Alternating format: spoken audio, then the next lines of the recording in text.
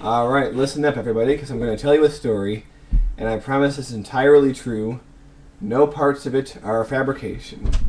Now, this story is not for the faint of heart, and so if anyone is a little squeamish, I would advise leaving right about now.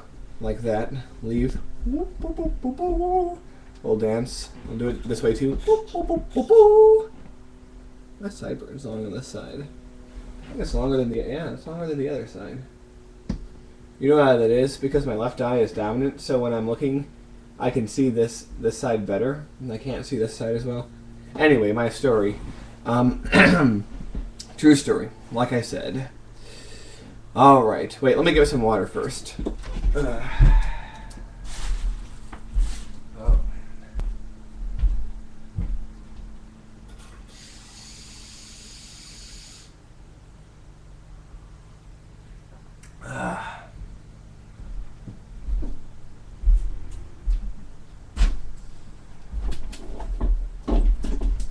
Yeah, real men don't drink filtered water. They drink right out of the tap.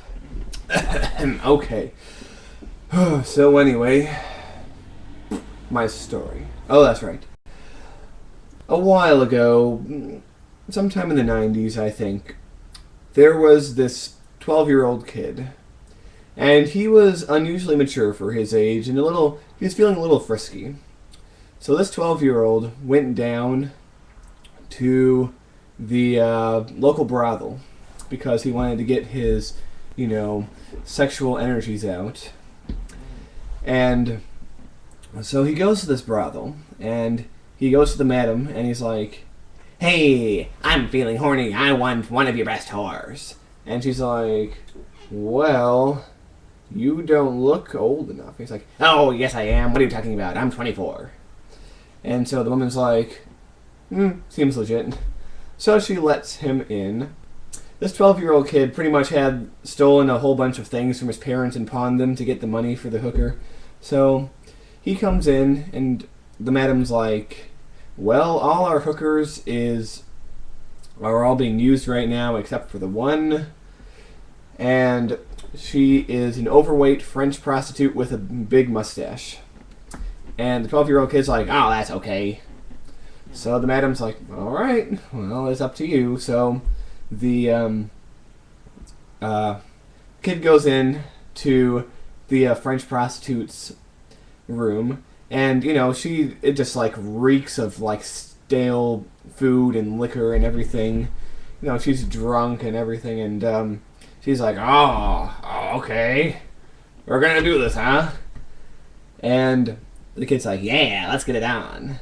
And she's like, "Well, since you are only 12 years old, there's no reason for me to use birth control." So the kid's like, okay. So they do it. Then he leaves. Then a few months later, he gets this phone call from the brothel, and it's the madam getting all angry because he's apparently knocked up the overweight French prostitute with a mustache. So what ends up happening is 9 months after the encounter, it's now the kid is now 13. 9 months after the encounter, they bring out the the baby is born, and it's a boy. And it's born with a mullet already. Like it got the hair of the mother, except it sort of went up here and back here. So the baby already has a mullet. And the French woman is so like mortified by this, scary little thing that she gave birth to, that she wants nothing to do with it. And she's like, "Here, kid, you take this." And the 13-year-old kid is, "Yes, I will take this baby and I will raise it as my own." So, ever since then, he's raised this disturbed, demented little child until now, where he is now also in his teens. This story is true. This story is entirely true. And you know why? Because the kid in the story, that was me. And the little kid, That was my son. That is King of the Hip Hop. That is my story. Thank you for listening.